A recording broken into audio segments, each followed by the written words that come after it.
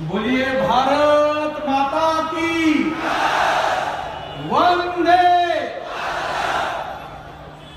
मेरे अकेले का आवाज आपसे बड़ा है क्या कि আমি বাংলা বলবো?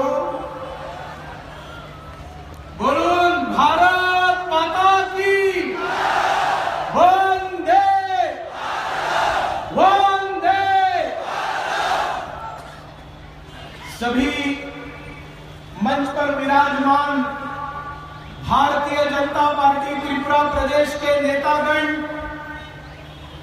और मेरे सामने उपस्थित विशाल जनसागर जो त्रिपुरा के कोने कोने से यहां पर पहुंचा है, अभूतपूर्व अभूतपूर्व। इससे पहले भारतीय जनता पार्टी का इतना बड़ा आयोजन कभी नहीं हुआ था। मैं आप सबको हाथ जोड़कर प्रणाम करता हूं।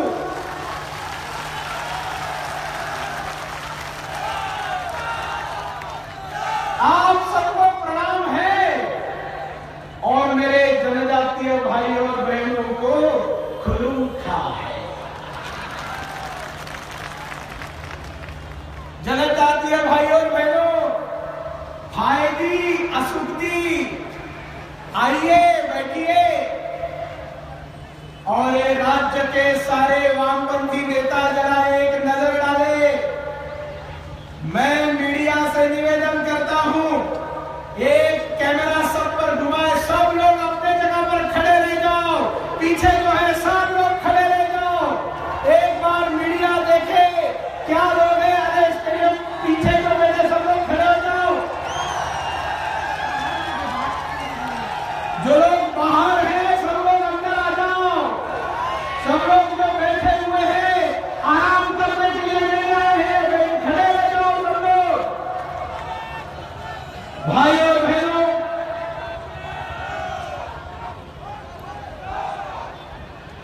मुझे यहां पर पूछा गया कि क्या 2018 के चुनाव की नींव रखने के लिए यह सभा का आयोजन किया है क्या?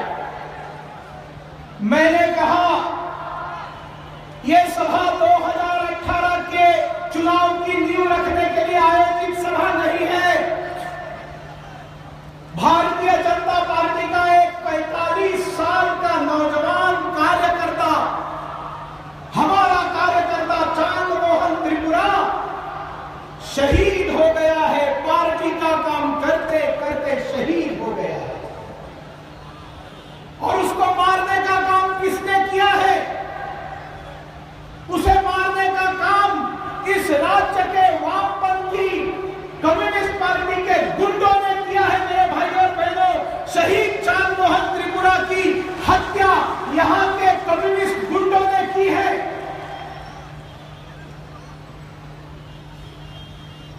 कम्युनिस्ट पार्टी के लोगों को समझ में नहीं आ रहा है, एक कार्यकर्ता मर गया तो 50,000 लोग क्यों आ गए यहां पर? वामपंथियों, आप जानते नहीं है भारतीय जनता पार्टी कार्यकर्ताओं की पार्टी है। भारतीय जनता पार्टी के हृदय में सामान्य कार्यकर्ता के प्रति कितना प्रेम है, कितनी आत्मीयता है, ये अगर जानना है किसी को तो दुनिया ये नजारा देखे और दुनिया को बताए कि भारतीय जनता पार्टी हमारे एक कार्यकर्ता के हत्या का भी किसी को माफ नहीं करने वाला।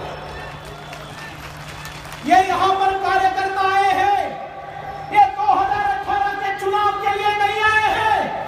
आप जानना चाहते हैं ये लोग क्यों आए हैं? मैं बताता हूं आपको। आप तीनों सामने आ जाओ, तीनों सामने आ जाओ। आप जानना चाहते हैं ये सभा क्यों की है? इधर आइए, बस इधर नजदीक खड़े रहिए। आइए बहन जी, इधर आइए, इधर आइए, थोड़ा बाजू में हो जाइए। मेरे बाजू में मेरी बहन खड़ी है जिसने अपना पति गंवाया है। इस बहन ने अपना पति केवल इसलिए गंवाया क्योंकि वो भारतीय जनता पार्टी का कार्यकर्ता था, वो विलेज काउंसिल का इलेक्टेड मेंबर था, वो उस गांव को बिलोंग करता था जो वहां का गुंडा और हत्यारा एमएलए ललित त्रिपुरा के गांव का था, दलपति गांव का था। मुझे जवाब दीजिए आप सब लोग, मेरे बहन के मांग में सिंदूर किसने उजाड़ा? मेरे बहन के मांग के सिंदूर का हिसाब आप लोग मांगेंगे या नहीं मांगेंगे, बताइए मुझे। ये रैली इसलिए है, हमें हमारे बहन के सिंदूर का हिसाब चाहिए माणिक सरकार से। ये चांद मोहन का बेटा है और दो छोटे छोटे बेटे हैं। मैंने जब उनको गोद में उठाया तब पूछ रहे थे मेरे पापा कब आएंगे, उनको पता नहीं था कि उनके पापा चले गए। उन बच्चों के आंसुओं का हिसाब कौन देगा मेरे भाई और बहनों? भारतीय जनता पार्टी के कार्यकर्ता चांद मोहन त्रिपुरा के बच्चों के आंसुओं का हिसाब मांगेंगे या नहीं मांगेंगे, बताइए मुझे।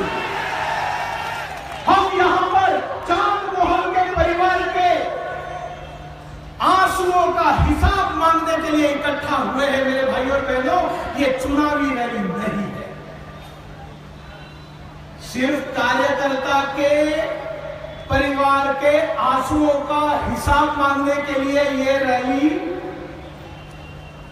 जब कल उत्तर प्रदेश जीत जाएंगे, मणिपुर जीत जाएंगे, उत्तराखंड जीत जाएंगे, गोवा में वापस चुनकर आएंगे, उसके बाद में जब होली मनाएंगे, उसके बाद में जब अमित भाई शाह इस मैदान पर आएंगे, तब पार्टी की असली रैली आप देखेंगे, जिसको आप चुनावी रैली कहते हैं। आज नहीं, आज चांद मोहन की हत्या के लिए सीबीआई की मांग करने की भारतीय जनता पार्टी कदर करती है कार्यकर्ता की। हमने रास्ते पर नहीं लाया इस परिवार को। इस परिवार के जैसे ही हत्या हो गई उसके तुरंत बाद पार्टी की तरफ से 2 लाख रुपए का चेक हमने इस विधवा हमारी बहन को दिया है। हमने इस लड़के को जॉब दिलवाया है, त्रिपुरा के अंदर हमने उसको नौकरी दी है, हमने इस परिवार को सुरक्षा दी है। आप जानते हैं ये परिवार गए 10 दिन से भारतीय जनता पार्टी के कार्यालय में रह रहा है। क्यों रह रहा है मालूम है आपको? क्योंकि ललित मोहन त्रिपुरा के गुंडे इनके घर में गए और इनको धमकाया कि आप जो हमारे एमएलए का नाम ले रहे हैं, आप ये नाम लेना बंद करो, नहीं तो हम वही हालत करेंगे जो हालत हमने आपके पति की थी, आपके पिता की थी। ये गुंडागर्दी है कम्युनिस्टों के स्टेट में। यहां पर चांद मोहन का भाई खड़ा है मेरे भाई और बहनों, वो भी भारतीय जनता पार्टी का काम करता है। कम्युनिस्ट गुंडों ने उसको बताया अब तो बीजेपी का काम करना बंद करो, अगर बीजेपी का काम करना बंद नहीं करोगे तो तुम्हारा हश्र वही होगा जो चांद मोहन का हमने किया है। ये बोलकर गुंडे इसके घर में आकर गए। बोला कि नहीं बोला मेरे भाई, बताओ हाँ या ना बताओ, सबको धमकाया ना तुमको घर में आकर? बैठिए दीदी, बैठिए। मेरे भाई और बहनों, कम्युनिस्ट पार्टी के कार्यालय से एक पत्रक जारी हुआ है और वो पत्रक बांटा जा रहा है जिसमें कहा गया है कि 6 दिन की हुलो, 6 दिन की हुलो। उस दिन क्या हुआ? और वामपंथी सब जगह पर बता रहे हैं कि जो मर गया वो एक कबीराज था, जिसको मारा, जिसने मारा, ठीक करने के लिए कबीराज को बुलाया। कबीराज ने उसको बहुत, चांदमोहन ने उसको बहुत तकलीफ की, इसलिए पागल ने एक लकड़ी ले ली और उस लकड़ी से उसको मार डाला। मैं इस राज्य के पुलिस से सवाल पूछता हूं, क्या आपका इन्वेस्टिगेशन इसको एंडोर्स करता है? क्या हम जब मिलने के लिए गए थे तब एसपी ने बताया था कि जिस आदमी को हमने हिरासत में लिया है वो आदमी दिमाग से बिल्कुल सही सलामत है, उसको कोई रोग नहीं हुआ है, वो पागल नहीं है, नहीं है, नहीं है। वामपंथियों, ना तो मारने वाला पागल था, ना मरने वाला कबीराज था। चांदमोहन के परिवार से पूछिए, चांदमोहन ने कभी भी कबीराज का काम किया नहीं है, वो जानता ही नहीं है दवा देना। वो तो एक नेता था, नेता तो बुलाने के लिए अगर कोई आता है तो नेता होने वाली है। मेरे भाई और बहनों, मनगढ़ंत कहानी बता रही है वामपंथी दल के लोगों की प्रेस कॉन्फ्रेंस, और वो पुलिस को दिशा दे रही है, इस डायरेक्शन में आप इन्वेस्टिगेशन करो। इसलिए हमारा भरोसा नहीं है इस राज्य सरकार पर। साथियों,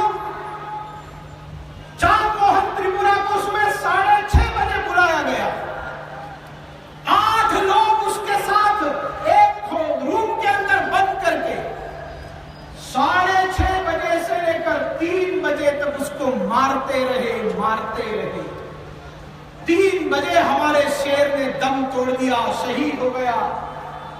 3:30 बजे आकर उसकी पत्नी को बताते हैं तुम्हारा पति मर गया,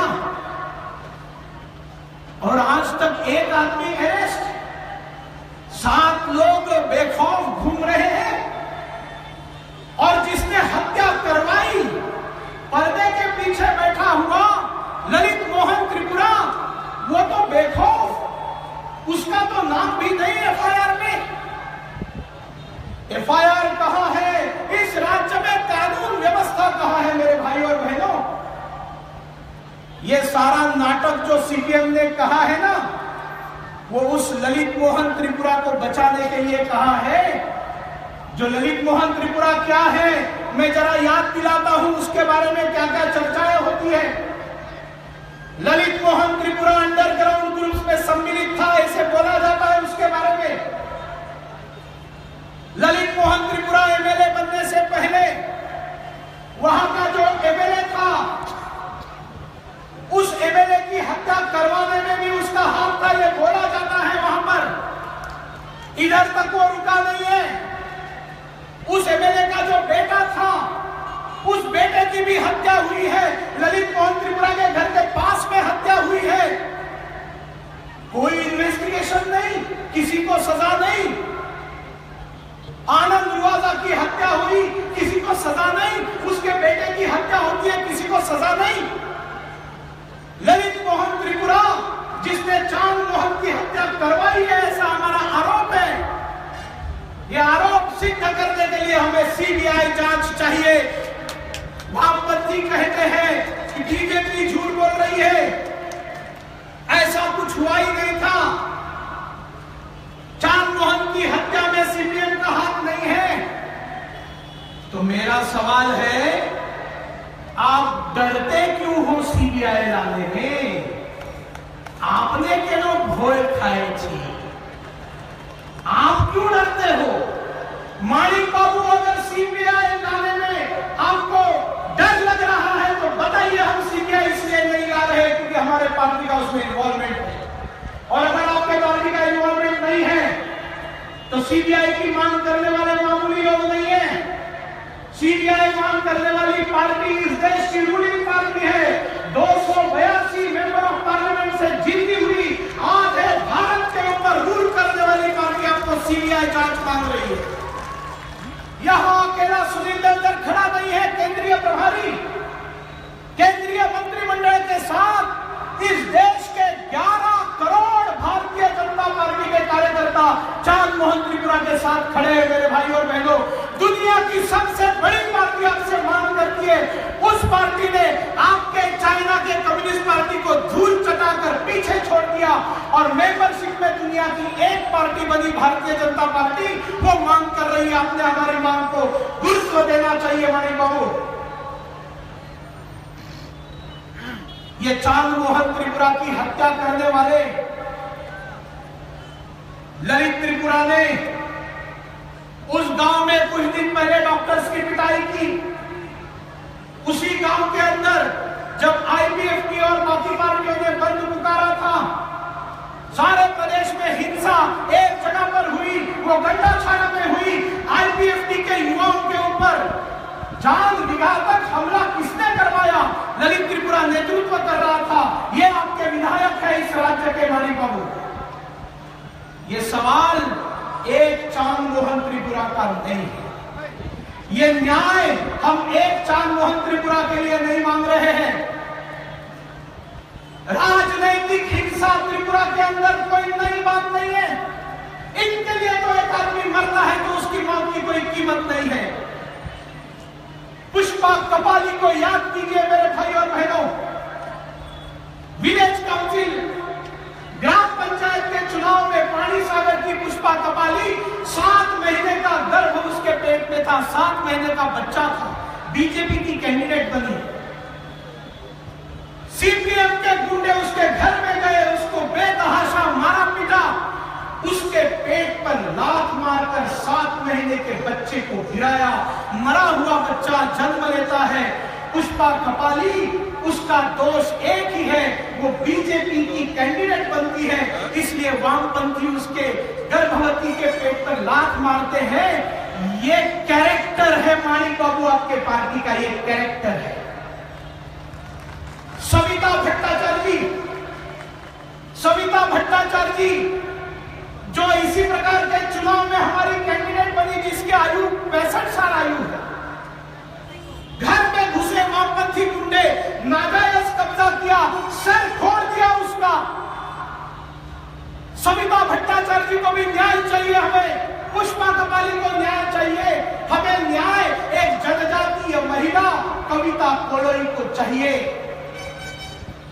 कविता कोलोई जनजातीय महिला, क्रिश्चियन महिला, पढ़ी लिखी महिला, तेलियामुरा की बीजेपी की कार्यकर्ता,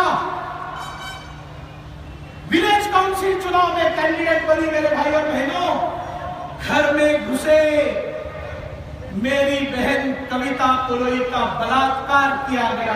मेरे भाई और बहनों, बलात्कार रेप। क्या कारण? बीजेपी की कैंडिडेट बनी। कविता कोलोई को इतना मारा कि वो गिर गई, बेहोश, उनको लगा मर गई। वो तो हत्या करके निकल गए थे, कविता बच गई। कविता न्याय मांग रही है माणिक बाबू। आलोक देव को याद कीजिए त्रिपुरा वासियों। एक नौजवान बाइक के ऊपर भारत माता की जय लगाता है। स्थानीय एसएफआई के गुंडे उसको कहते हैं भारत माता की जय हटाओ। आलोक कहता है मैं नहीं हटाऊंगा। उसको पिटाई करते हैं, वो भारत माता की जय चिल्लाते रहता है। उसके बालों को पकड़कर घसीटकर एसएफआई के कार्यालय में लेकर जाते हैं, उसको पूरी तरह से मारते हैं, उसका मुंह खोलते हैं और उसके मुंह के अंदर पेशाब करते हैं ये एसएफआई के गुंडे। मेरे भाई और बहनों, और बाहर आकर चिल्लाते हैं कि ये भारत माता की जय बोलता था, इसका मुंह अपवित्र हो गया था, हमने पेशाब करके इसका मुंह पवित्र किया है। त्रिपुरा वासियों, आप इस चीज को बर्दाश्त कर सकते हैं? एक तरफ त्रिपुरा के अंदर भारत माता के लाडले लाल सेना में भर्ती होते हैं और जाकर कश्मीर में बलिदान देकर यहां पर आते हैं। वामपंथियों को इतनी गर्दन में जुम्बिश भी आती नहीं है उनको सलाम करने के लिए, और कोई भारत माता की जय बोलता है तो इसके लिए उसको मुंह में पेशाब करने वाले वामपंथी। This is your character, your party's character Manik Babu. हम नहीं छोड़ने वाले, हम नहीं छोड़ेंगे, हम नहीं छोड़ेंगे।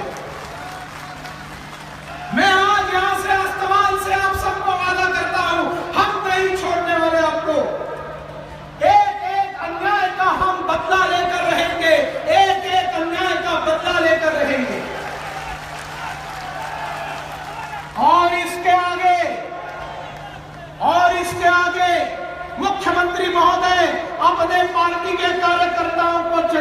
जवाब दीजिए, उनको समझाइए। भारतीय जनता पार्टी के कार्यकर्ता को हाथ लगाने की हिम्मत ना करे मणिपुर। इस बार अगर आपने किसी पार्टी के कार्यकर्ता को छुआ तो आत्मरक्षा के लिए भारतीय जनता पार्टी के कार्यकर्ता का हाथ भी उठ सकता है। हम लोग मार खाने वाले नहीं हैं। आत्मरक्षा के लिए हम कुछ भी करते हैं तो गैर कानूनी नहीं है मेरे भाई और बहनों। आत्मरक्षा के लिए भारतीय जनता पार्टी का कार्यकर्ता तैयार है। लोग मुझे पूछते हैं, एक चांद मोहन की हत्या के लिए इतना बड़ा आंदोलन, ये पॉलिटिकल ड्रामा है क्या? मैंने कहा त्रिपुरा ने ऐसा कभी देखा ही नहीं था। याद है आपको जब यहां पर झूठ की सरकार थी, कांग्रेस और टीएमसीएस की सरकार थी, तब वीरचंद्र मोनू के अंदर सीपीएम पार्टी के 11 कार्यकर्ताओं की हत्या हुई थी। 11 कार्यकर्ताओं की, याद है आप लोगों को? उन कार्यकर्ताओं का इशू बनाकर सालों तक सीपीएम इलेक्शन लड़ता रहा। 93 में चुनाव जीतने का काम भी उन 11 बलिदानी सीपीएम के विरोध में किया था। मैं सवाल पूछता हूं इस निकम्मी गवर्नमेंट को, क्या उन 11 लोगों के हत्यारों को सजा मिली? और ऐसे 4 उसी मिलान डिस्ट्रिक्ट में सीपीएम के कर्मियों की 4 लोगों की हत्या हुई, एफआईआर तक दर्ज नहीं कराया गया कांग्रेस सरकार के दरमियान। लेकिन इतने साल, 24 साल में क्या आपने एफआईआर दर्ज कराया? आपके कार्यकर्ताओं को आपने न्याय दिया? अरे कार्यकर्ता को आप क्या न्याय देंगे? आपने तो आपके मिनिस्टर को भी न्याय नहीं दिया, आपने अपने एमएलए को भी न्याय नहीं दिया। गौतम दत्त याद है आप लोगों को? गौतम दत्त सीपीएम के एमएलए थे ना, उनकी हत्या किसने की? सीपीएम के एक एमएलए जो मिनिस्टर बने, विमल सिन्हा की हत्या हुई। मेरा सवाल है इस राज्य सरकार से, जो सबसे चहीता मुख्यमंत्री का दावेदार था विमल सिन्हा, सभी विधायकों का, कम्युनिस्टों के विधायक चाहते थे विमल सिन्हा मुख्यमंत्री बने इस राज्य के। माणिक बाबू ने कलाकारी करके अपने लिए मुख्यमंत्री पद लाया और 1 महीने के अंदर विमल सिन्हा की हत्या हो गई। 1 महीने के अंदर क्या तहकीकात हुई? विमल सिन्हा की हत्या की तहकीकात नहीं हुई। विमल सिन्हा के आरोपियों को सजा नहीं हुई। इंक्वायरी कमीशन बिठाया, उस इंक्वायरी कमीशन की इंक्वायरी को भी राज्य सरकार ने बाधित किया है, प्रेशराइज किया है। इस राज्य में और एक सीपीएम के एमएलए की हत्या हुई, जिसका मैंने पहले ही उल्लेख किया था, गंडाछाड़ा के एमएलए। 3 एमएलए की हत्या सीपीएम की, आज तक न्याय नहीं। न्याय छोड़ो, इस प्रकार की रैली आपने आपके मंत्री के लिए, आपके विधायक के लिए भी कभी नहीं बुलाई। सीपीएम वालों, आपने नहीं बुलाई, कांग्रेस ने भी कभी नहीं बुलाई। परिमल शाह याद है, मधुसूदन शाह याद है, कांग्रेस के एमएलए की हत्या हुई है। कांग्रेस ने इस तरह से कभी रैली बुलाकर उनके न्याय की कभी मांग नहीं की, गांव-गांव में जागरण नहीं किया अपने विधायकों के लिए। कांग्रेस के नेता, उनके कार्यकर्ताओं पर अत्याचार होता था तो मोबाइल बंद करके सो जाते थे, और जो मोबाइल चालू रखते थे उन्होंने कांग्रेस छोड़ दी। सुमलता भारतीय जनता पार्टी के अंदर आ गए, अरुण कांति गौरी भारतीय जनता पार्टी के अंदर आ गए, और जो मोबाइल बंद न रखने वाले सुरजीत दत्त भी आज भारतीय जनता पार्टी में आने वाले हैं, आपके सामने बैठे हुए। भाई और बहनों, जौहर शाह भी हमारे पार्टी में आए, मोबाइल बंद करके रखने वाले कार्यकर्ता हमारे यहां नहीं है। इसलिए त्रिपुरा की जनता ने कांग्रेस को रिजेक्ट कर दिया है, कोई अस्तित्व नहीं है। नरेंद्र मोदी जी उत्तर प्रदेश में भाषण करते समय बोले कि अभी कांग्रेस को अगर कहीं ढूंढना है तो वो जो वस्तु संग्रहालय होता है ना, वस्तु संग्रहालय, उसमें जाकर ढूंढना पड़ेगा कि कांग्रेस नाम का एक राजनीतिक दल हुआ करता था। मैं कहता हूं ऐसा कोई वस्तु संग्रहालय में कांग्रेस का मॉडल रखना है तो वो सबसे पहले त्रिपुरा के अंदर रखने का काम हम लोग करेंगे और एक पुण्य कर्म साथ साथ करेंगे। कांग्रेस के साथ साथ त्रिपुरा के तृणमूल कांग्रेस को भी हम वस्तु संग्रहालय में भेज देंगे। भाई और बहनों, ये कोई सीपीएम पार्टी के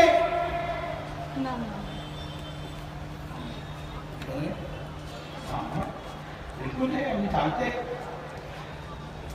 सीपीएम पार्टी के कार्यकर्ताओं को न्याय नहीं मिला, सीपीएम पार्टी के मंत्री विधायकों को न्याय नहीं मिला, कांग्रेस के विधायकों को, अनगिनत कांग्रेस के कार्यकर्ताओं को मारा पीटा गया, न्याय नहीं मिला। माणिक बाबू, आपकी सरकार रिकॉर्ड ब्रेकिंग सरकार है। आपके सरकार ने 3 रिकॉर्ड तोड़े हैं, 3 रिकॉर्ड। भारत में सबसे ज्यादा महिलाओं के साथ बलात्कार रिकॉर्ड अगर किसी ने किया है तो त्रिपुरा ने किया है। माणिक बाबू, आपने महिलाओं को बलात्कार दिए इस राज्य के अंदर, इस महिलाओं को नारी निर्यातन देने का काम आपकी सरकार ने किया। भारत का आत्महत्या का सबसे ज्यादा रेट त्रिपुरा के अंदर है मेरे भाई और बहनों, सबसे ज्यादा आत्महत्याएं त्रिपुरा के अंदर होती है। मर्डर सबसे ज्यादा त्रिपुरा के अंदर होते हैं। मैं दावे के साथ बताता हूं, जब यहां पर आत्महत्या होती है तब आत्महत्या करने वाले का प्रोफेशन नहीं लिखा जाता। अगर प्रोफेशन लिखना चालू करेंगे तो माणिक बाबू, भारत में सबसे ज्यादा किसानों की आत्महत्या त्रिपुरा में हो रही है, आपके त्रिपुरा में हो रही है। सबसे ज्यादा अगर किसान आत्महत्या कर रहे हैं लोक संख्या के अनुपात में, त्रिपुरा में कर रहे हैं। ये वामपंथियों का चरित्र सिर्फ त्रिपुरा के अंदर नहीं है मेरे भाई और बहनों, ये वामपंथियों का चरित्र बंगाल में भी इसी प्रकार का चरित्र रहा है। आपको सिंगूर की घटना याद है? तापसी मलिक का नाम आपने सुना होगा, जिसके साथ पहले बलात्कार किया गया, बाद में उसकी जलाकर हत्या कर दी। और वामपंथियों का एक बड़ा सुंदर तरीका है, मर्डर करते हैं और बाद में उसको आत्महत्या का नाम दे देते हैं। कोल्ड ब्लडेड मर्डर करते हैं और डिक्लेयर कर देते हैं पागल ने मार दिया है। बंगाल में लेकिन खड़े रहे इसके खिलाफ। सीबीआई ने जांच की और उस लड़की की जहां पर हत्या हुई थी उसके लिए कम्युनिस्ट पार्टी के कार्यकर्ता को अरेस्ट किया गया मेरे भाई और बहनों। आपको याद होगा बंगाल का, और बंगाल में न जाने कितने बलात्कार, न जाने कितनी हत्याएं। 34 साल वामपंथियों की सरकार बंगाल में रही। मैं बड़ा मजेदार किस्सा आपको सुनाना चाहता हूं। सीपीएम बोले थे आमी बर्गेर बिरुद्धे, बर्ग बर्ग बोले बर्ग संघर्ष, ठीक है ना, और बांग्ला किछु भूल नहीं था। बर्गेर बिरुद्धे, बर्ग संघर्ष, अमीर गरीब, আমি এই বর্গ খতম করতে চাই। আমি একটা কথা আপনাকে জিজ্ঞাসছি, কলকাতায় মধ্যে ট্রাম আছে, ট্রাম আপনি জানেন কলকাতায় ট্রাম আছে। जैसे यहाँ कम्युनिस्ट सरकार की गाड़ी धीरे धीरे धीरे धीरे जाती है ना, धीरे धीरे, वैसे वो ट्राम भी बहुत धीरे धीरे धीरे धीरे जाती है कलकत्ता के अंदर। उस ट्राम में 2 क्लास रहते थे, 2 क्लास अभी भी है, एक अच्छे फर्स्ट क्लास और एक अच्छे सेकंड क्लास। एक छोटो सो ट्राम यार मध्य एक फर्स्ट क्लास और एक सेकंड क्लास की अंतर যেখানে ফার্স্ট ক্লাসের সিট আছে ওখানে উপরে পাখা আছে, আর যেখানে সেকেন্ড ক্লাস আছে ওখানে পাখা নেই। 34 বছর সিপিএম পশ্চিমবঙ্গে রাজ করেছে, 34 বছর। এই ট্রাম তো সেন্ট্রালের কিছু বিষয় নেই, এই ট্রাম তো রাজ্য সরকারের বিষয়। আমি আপনাকে জিজ্ঞাসা, যদি বর্গ খতম করতে তারা চায় तो की करते होंगे?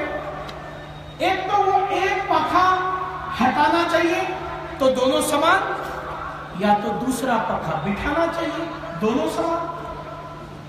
34 साल में मेरे भाई और बहनों, सीपीएम पार्टी ने कलकत्ता के ट्राम में न एक पंखा हटाने का काम किया, न दूसरा पंखा बिठाने का काम किया।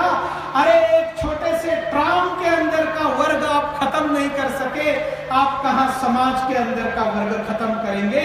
You are a total failure ideology. पूरी दुनिया में अगर कोई फेल आइडियोलॉजी है तो वो वामपंथी आइडियोलॉजी है। बोलिए आप सब लोग मेरी बात के साथ सहमत हैं? तो हाथ ऊपर उठाइए। CPM is failure party, CPM ideology is totally failure ideology. Kerala में भी सीपीएम में भाई और बहनों, केरला के सीपीएम ने आज तक 100 से ज्यादा भारतीय जनता पार्टी और राष्ट्रीय स्वयंसेवक संघ के कार्यकर्ताओं की हत्या की है। 100 से ज्यादा हत्या की। युवा मोर्चा के एक कार्यकर्ता को, जो स्कूल में टीचर था, प्राइमरी स्कूल का टीचर था मेरे भाई और बहनों, स्कूल में पढ़ा रहा था, स्कूल के अंदर गए, क्लासरूम के अंदर गए और प्राइमरी के बच्चों के आंखों के सामने उसके शरीर के टुकड़े टुकड़े करके हत्या की। कितनी क्रूरता वामपंथी कर सकते हैं? ये सारे क्रूरता के रिकॉर्ड्स ये केरला के सीपीएम ने तोड़ दिए। केरला के मुख्यमंत्री है विजयन जी। विजयन जी ने ऑन रिकॉर्ड एक स्टेटमेंट दिया है। सुनिए त्रिपुरावासियों, केरला के मुख्यमंत्री जब केरला सीपीएम पार्टी के सचिव थे तब उन्होंने ऑन रिकॉर्ड स्टेटमेंट दिया है कि हमने पश्चिम बंगाल का सीपीएम का मॉडल केरला में लाना चाहिए। हमारे विरोधियों के हमने हत्या भी करनी चाहिए और खून भी नहीं बहना चाहिए। ये स्टेटमेंट है केरल के मुख्यमंत्री का मेरे भाई और बहन, जब वो पार्टी के सेक्रेटरी। ये इनके तरीके कोई सिर्फ भारत के अंदर है ऐसा नहीं है, सारी दुनिया में कम्युनिस्टों का ये रिकॉर्ड रहा है, हिंसा का रिकॉर्ड रहा है। रशिया के अंदर जो कम्युनिस्ट पार्टी चली, लेनिन के नेतृत्व में चली, स्टालिन के नेतृत्व में चली और न जाने किम के नेतृत्व में चली। इनका वर्णन वही के पत्रकार करते हैं। ये कम्युनिस्ट पार्टी 3L के ऊपर काम करती है, 3L के लिए काम करती है। इंग्लिश में एल अच्छे ना, एल फॉर लंदन जामनगर में ये 3L के लिए काम करती है कम्युनिस्ट पार्टी। रशिया के लोग बताते हैं, एक है लस्ट, एक है लूट और एक है लिकर। लस्ट मतलब वासना, लूट का मतलब लूट, चोरी, डाका, और लिकर मतलब दारू। जहां जहां दुनिया में वामपंथ रहा है, महिलाओं के ऊपर अत्याचार सबसे ज्यादा हुए हैं, क्योंकि वामपंथी महिला को एक भोग की वस्तु मानते हैं। महिला के ऊपर अत्याचार पॉलिटिकल रिवेंज का टूल करके वो अत्याचार करते हैं। तुम कांग्रेस का काम करोगे तो तुम्हारे बीवी के साथ बलात्कार होगा, तुम्हारे बेटी के साथ बलात्कार होगा। तुम बीजेपी का काम करोगे तो तुम्हारे मां का ट्रांसफर कर देंगे, मुंह काला कर देंगे। पॉलिटिकल रिवेंज महिला के साथ, ये कम्युनिस्टों की मेथोडोलॉजी सारी दुनिया में रही है। वियतनाम में, जर्मनी में एक एक लाख महिलाओं के ऊपर इन कम्युनिस्टों ने बलात्कार किए हैं। जो आइडियोलॉजी जहां से आई है उनका चरित्र आप सब लोगों को मालूम होना चाहिए मेरे भाइयों और बहनों, ये इनका चरित्र है। जैसे 3L के ऊपर, जैसे 3L के ऊपर दुनिया का कम्युनिस्ट टिका है, एक लस्ट है, एक वासना, एक लूट है, एक चोरी और लीकर, दारू। वैसे त्रिपुरा की कम्युनिस्ट पार्टी 3C के ऊपर टिकी है, 3C के ऊपर। पहला C क्या है?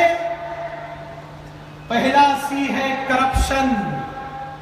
भ्रष्टाचार के सारे रिकॉर्ड्स आपके इस वामपंथी पार्टी ने तोड़ दिए। एक हो गया आपका करप्शन, दूसरा C कैनाबीज। कैनाबीज, कैनाबीज क्या है? कैनाबीज है गांजा। गांजा के जानो ना तुम्हें? गांजा की अच्छे गांजा, ये सबसे ज्यादा गांजा की खेती भारत के अंदर कहीं होती है तो वो त्रिपुरा के अंदर होती है। राज्य सरकार को जब विधानसभा में पूछा गया कि यहां पर कितने गांजा के पेड़ काटे गए, मुख्यमंत्री बोलते हैं 17.5 लाख गांजा के पेड़ काटे गए। मेरे भाई और बहनों, मुख्यमंत्री को पूछा तो अरेस्ट कितने लोगों को हुआ? मुख्यमंत्री बताते हैं 1 को अरेस्ट हुआ। इस राज्य में नौजवानों को रोजगार तो माणिक बाबू नहीं दे सके हैं। खाली बैठे हुए युवा को गांजा का लुफ्त लगाने का काम ये सीपीएम करता है। आप गांजा पियो, घर में पड़े रहो। दुख की बात है मेरे भाई और बहनों, सबसे ज्यादा गांजा अगर कहीं प्रोडक्शन होता है तो त्रिपुरा में, और त्रिपुरा में सबसे ज्यादा अगर कहीं गांजा प्रोडक्शन होता है तो मुख्यमंत्री के धानपुर में धान की जगह पर गांजा का प्रोडक्शन होता है। गांजा का production. C for corruption. Corruption के सारे रिकॉर्ड तोड़ दिए इस सरकार ने। सबसे अगर कोई हुआ है इस राज्य में तो 3000 करोड़ रुपए का कम से कम रेगा का घोटाला है। रेगा का काम करने के बहाने केंद्र सरकार के पैसे की लूट मची है। त्रिपुरा में लूट मची है मेरे भाई और बहन।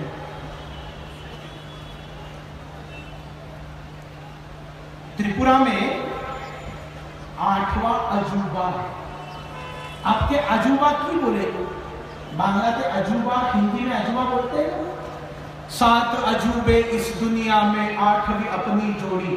अपनी जानो एखाने अजूबार एक जोड़ी अच्छी, ये माणिक बाबू और गौतम दास जोड़ी अच्छी। बार भी अगर कहीं पैसा लिया जाता है तो भारत में और दुनिया में केवल त्रिपुरा में लिया जाता है। नरेंद्र मोदी जी आए केंद्र में और मोदी जी ने कहा, जब उनको पता चला कि इस तरह की बदमाशियां चलती है, मोदी जी तो टेक्नोलॉजी पर विश्वास रखने वाले व्यक्ति हैं। उन्होंने कहा इंफ्रास्ट्रक्चर के निर्माण के लिए कोई पैसा हम नहीं कम करेंगे। त्रिपुरा का सालाना बजट 15,500 करोड़ है। त्रिपुरा एकमात्र राज्य है जिसका हर साल सालाना बजट कम होता जा रहा है, रेवेन्यू कम होता जा रहा है, बजट बढ़ता जा रहा है, खर्चा बढ़ता है, आमदनी कम। मैंने पुराना गाना सुना था, आमदनी अटनी खर्चा रुपया। इनकी न आमदनी है, न अठन्नी है, न चौवन्नी है। इसमें करोड़ों की चोरी होती है इस राज्य में। मोदी जी ने बताया फिर जियो टैगिंग ले लो। रेगा का आपने क्या काम किया है, फोटो निकाल कर दिल्ली में भेजो। जब आप फोटो भेजेंगे तब मैं मानूंगा कि काम हुआ है। अब माणिक बाबू की सरकार संकट में आ गई। जब एक बिल्डिंग के लिए 4 बार पैसा लिया है, फोटो कहां से देंगे? फोटो तो एक ही दे सकेंगे। और इसलिए जब जियो टैगिंग मांगा केंद्र सरकार ने, तो त्रिपुरा राज्य सरकार ने केवल 6% जियो टैगिंग दिया। इसके ज्यादा जियो टैगिंग त्रिपुरा की कम्युनिस्ट सरकार दे नहीं सक रही है। इसका कारण क्योंकि 6% काम हुआ है और 94% काला धन वामपंथियों के घर में जाकर पहुंचा है। मेरे भाइयों बहनों, जो गरीब मजदूर के लिए पैसा आया वो वामपंथियों के घर में गया। जो गरीब किसानों के लिए पैसा आया वो वामपंथियों के घर में गया। जो गरीब जनजातियों के लिए पैसा आया वो वामपंथियों के घर में गया। वामपंथियों का गौरव इस राज्य में खत्म हुआ। इस राज्य के भूमिपुत्र खुद के राज्य में बेगाने बन गए, खुद के राज्य में दरिद्री बन गए। मेरे भाई और बहनों, जाकर पहाड़ों में देखिए क्या स्थिति है। ये वामपंथियों के कारण हुआ है। वामपंथियों ने सबसे पहला विश्वासघात अगर किसी का किया है तो इस राज्य के जनजातियों का किया है, इस राज्य के भूमिपुत्रों का किया है। आज पहाड़ों में ऐसे लोग रहते हैं 3-3 दिन खाने के लिए कुछ मिलता नहीं। आप जाइए पहाड़ों के ऊपर, एक बोर्ड ठोक दिया है कि यहां पर रास्ते का काम हो गया, इसके लिए इतना करोड़ रुपया खर्चा हो गया, और पीछे आपको पहाड़ों में पगडंडी दिखाई दी। मेरे रात को सो नहीं सकते हैं इस राज्य के कई जनजातियों, क्योंकि मच्छर काटते हैं। माणिक बाबू, कैसी मानसिकता है आपकी? आप जनजातियों को एक मच्छरदानी नहीं दे सकते? रात भर जागते हैं चूल्हा जलाकर और चूल्हे पर सेकते बैठते, सोते नहीं है, नींद नहीं आती है, मच्छर काटते हैं। इस राज्य के जनजातियों को सोने नहीं मिलता ठीक से, खाने नहीं मिलता ठीक से।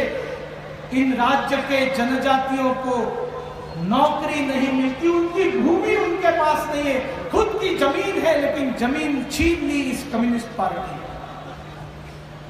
इस राज्य के जनजातियों का सबसे ज्यादा अगर किसी ने शोषण किया है तो कम्युनिस्ट पार्टी के सीपीएम के ट्राइबल लीडर ने शोषण किया है।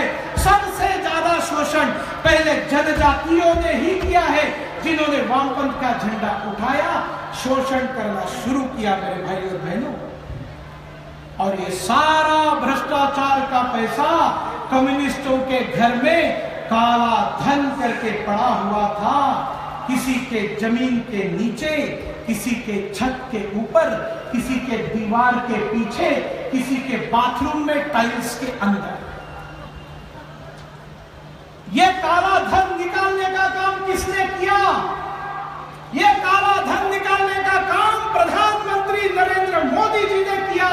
जब 8 नवंबर को रात को 8 बजे मोदी जी ने टीवी के पर्दे पर आकर बताया 1000 रुपए और 500 रुपए के नोट 4 घंटे बाद बंद हो जाएंगे। त्रिपुरा में सबसे ज्यादा झटका किसको बैठा? कम्युनिस्ट पार्टी को बैठा। इसलिए माणिक बाबू आपने नोटाबंदी का विरोध किया। नोटाबंदी से तो सीपीएम को खुश होना चाहिए था। नोटाबंदी से सीपीएम को खुश इसलिए होना चाहिए था, गरीब और अमीर के बीच की खाई को पाटने का काम नरेंद्र मोदी जी ने किया। जो विचारधारा वामपंथी है, उस विचारधारा पर एक निर्णय केंद्र के मोदी सरकार ने लिया। कम्युनिस्टों ने अभिनंदन करना चाहिए था, लेकिन वहां रहे माणिक सरकार जी, स्वच्छता के दूत, एक नंबर का झूठा मुख्यमंत्री आपके राज्य का, एक नंबर का झूठा मुख्यमंत्री है। बोलिए हमार कथा सत्य कथा আছে कि मिथ्या আছে? सत्य আছে ना? एक नंबर का झूठा मुख्यमंत्री है। जब भी मीडिया के सामने आता है रोना शुरू करता है, केंद्र আমাকে টাকা দিয়ে না, केंद्र के टाका पैसा दिए ना, केंद्र सरकार हमको पैसा नहीं देता है। नीति आयोग 2000 योजना आयोग था तब 2000 करोड़ मिलता था, अब नहीं मिलता है। अब नीति आयोग हुआ है 4000 करोड़ मिल रहा है, बताते नहीं है। हमेशा पल्ले पर आकर झूठ बोलते हैं बीजेपी के बारे में, नारी निर्यातन के बारे में झूठ बोलते हैं। बीजेपी के राज में महिलाएं संकट में। अरे वो प्रधानमंत्री जिसने बेटी बचाओ बेटी पढ़ाओ इस देश के अंदर चालू किया, वो प्रधानमंत्री जिन्होंने प्रधानमंत्री उज्ज्वला योजना चालू करके गरीब महिलाओं के आंख में से धुएं के कारण आने वाले आंसू हटा दिए, घर के अंदर बीमारियां दूर करके हमारे देश की महिलाओं को शौच के लिए बाहर जाना पड़ता था, खुले में शौच के लिए इस देश की लक्ष्मी को जाना पड़ता था। मेरे भाई और बहनों, करोड़ों करोड़ों शौचालय इस देश में बनाने वाला हमारा प्रधानमंत्री, इससे बड़ा गरीबों का मसीहा, गरीब महिलाओं का मसीहा, जनजातीय महिलाओं का मसीहा, जनजातीय बच्चियों का मसीहा और कोई हो सकता है? आप झूठ बोलते हो। जिसके राज्य में सबसे ज्यादा नारी निर्यातन होता है वो केंद्र सरकार पर आरोप लगाते हैं कि बीजेपी के राज्य में होता है। लेकिन त्रिपुरा की जनता अब आपके झूठी बातों पर विश्वास रखने वाली नहीं है, और ये विश्वास रखने वाली नहीं है, इसका सबूत यहां पर बैठे हुए सारे लोग हैं। ये बता रहे हैं माणिक बाबू अब आपका ये झूठ नहीं चलेगा। भाइयों और बहनों, मैं मुंबई से आता हूं। मुंबई में माणिक बाबू की क्या छवि है पता है आपको? मुंबई दिल्ली में ये बहुत सिंपल मुख्यमंत्री है। ये साइकिल पे चलता है, ये ऑटो रिक्शा से जाता है, इसके खाते में कोई पैसा नहीं। मेरे भाइयों और बहनों, मुझे जवाब दीजिए, आपने कभी माणिक बाबू को ऑटो रिक्शा से जाते हुए देखा है? आपने कभी उनको साइकिल में चलते हुए देखा है? ट्रेन से प्रवास करते हैं। जब गुवाहाटी जाएंगे ट्रेन में बैठेंगे और गुवाहाटी में मीडिया को बता के रखेंगे कि मैं ट्रेन से पहुंच रहा हूं, मीडिया पहुंच जाएगा। देखो कितना सीधा साधा मुख्यमंत्री है, ट्रेन से प्रवास करता है। लेकिन त्रिपुरा के अंदर 20 किलोमीटर भी जाना है तो ये मुख्यमंत्री हेलीकॉप्टर से जाता है या नहीं जाता है? बताइए मुझे आप लोग। जाता है ना? इसलिए त्रिपुरा की जनता कहती है त्रिपुरा ते गरीब मरे, मुख्यमंत्री हेलीकॉप्टर घुरे।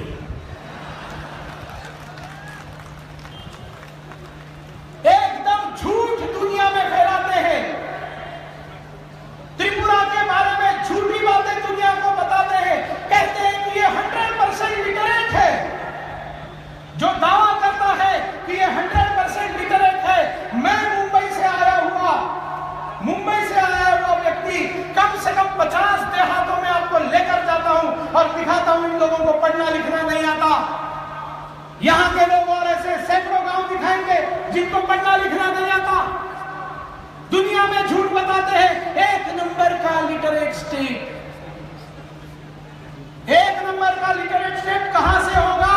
जिस राज्य में 18 साल किसी टीचर को नया जॉब लगाया नहीं है। 18 साल जिस राज्य में टीचर को नया जॉब मिला नहीं है, वो राज्य सबसे बड़ा लिटरेट राज्य कैसे हो सकता है? दुनिया को झूठ, दुनिया वही देखती है जो ये दिखाना चाहते हैं। आप लोगों ने एक रिसेंटली फिल्म आई थी अजय देवगन की, देखी थी आपने? दृश्यम। किसने किसने देखी थी? जरा हाथ ऊपर करो तो। दृश्यम देखा था?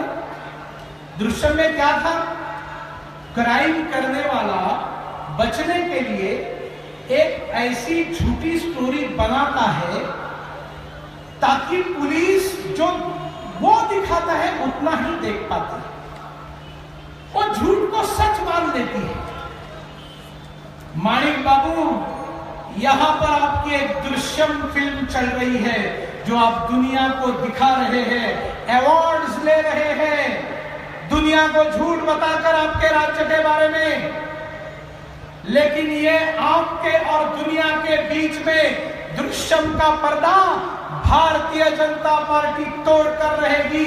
ये आईना चूर चूर होकर रहेगा। दुनिया को माणिक सरकार का सत्य पता चलेगा। इस सुंदर दिखने वाले भोले भाले चेहरे के पीछे क्या क्या त्रिपुरा में होता है, इसको पूरा भारत जानेगा। आने वाला 1 साल Bharatiya Janata party is going to give you sleepless nights. Manik Babu, आपको ऐसी रातों का सामना करना है जिसमें आपको नींद नहीं आएगी। सबसे पहले तो चांद मोहन त्रिपुरा का चेहरा आपको डराएगा माणिक बाबू। सारे कम्युनिस्ट पार्टी के गुंडों को रात को डराएगा ये चांद मोहन त्रिपुरा का चेहरा। नींद खुलेगी तो आपके सामने चांद मोहन त्रिपुरा खड़ा होगा, जो न्याय मांगेगा, सीबीआई मांगेगा आपकी हत्या के लिए। क्राइम दिया है आपने इस राज्य में, क्राइम दिया है आपने, करप्शन दिया है, भ्रष्टाचार दिया है आपने, कैनबिस दी है आपने, गांजा दिया है।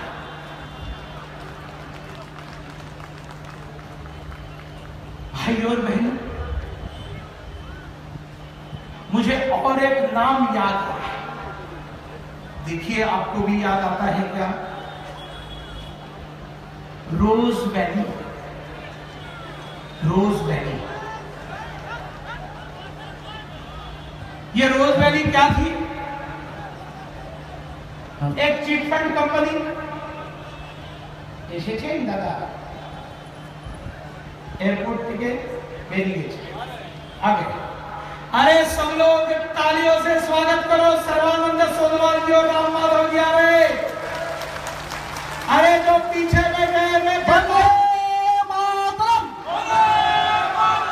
वंदे मातरम, भारत माता की, भारत माता की।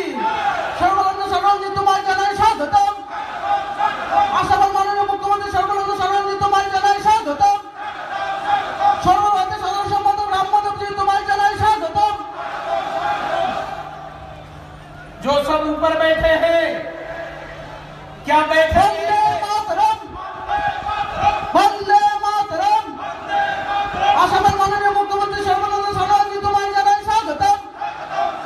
আসামের মাননীয় মুখ্যমন্ত্রী সর্বানন্দ সোনোয়াল जी तुम्हारे জানাই স্বাগতম। সর্বভারতীয় সাধারণ সম্পাদক রাম মাধব जी तुम्हारे জানাই স্বাগতম। মাননীয় রাজ্য সভাপতি বিপ্লব দেব तुम्हारे জানাই স্বাগতম। भारत माता की, भारत माता की। আসামের মুখ্যমন্ত্রী সর্বানন্দ সোনোয়াল जी तुम्हारे জানাই স্বাগতম। আসামের মাননীয় মুখ্যমন্ত্রী সর্বানন্দ সোনোয়াল जी तुम्हारे জানাই স্বাগতম। সর্বভারতীয় সাধারণ সম্পাদক রাম মাধব जी तुम्हारे জানাই স্বাগতম। भारत माता की। বিজেপি রাজ্য সভাপতি বিপ্লব দেব तुम्हारे জানাই স্বাগতম। সর্বভারতীয় সাধারণ সম্পাদক রাম মাধব जी तुम्हारे জানাই স্বাগতম। আসামের মাননীয় মুখ্যমন্ত্রী সর্বানন্দ সোনোয়াল जी तुम्हारे জানাই স্বাগতম। আসামের মাননীয় মুখ্যমন্ত্রী সর্বানন্দ সোনোয়াল जी तुम्हारे জানাই স্বাগতম।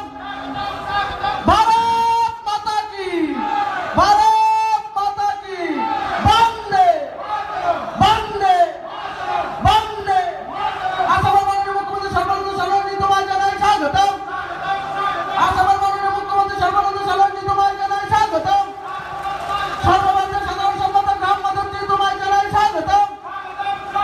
সর্বভারতীয় সাধারণ সম্পাদক রাম মাধব जी तुम्हारे জানাই স্বাগতম। ভারতীয় জনতা পার্টি রাজ্য সভাপতি বিপ্লব দেব तुम्हारे জানাই স্বাগতম। भारत माता की, भारत माता की। वंदे, वंदे, वंदे। जो सब लोग ऊपर बैठे हैं, मैं सबसे आह्वान करता हूं, अब उठ जाइए सब लोग और सब लोग मैदान में आ जाइए। सीपीएम की लड़ाई में आप लोग बैठे रहेंगे या मैदान में आ जाएंगे? आ जाइए सब लोग मैदान में आ जाइए। बोलिए भारत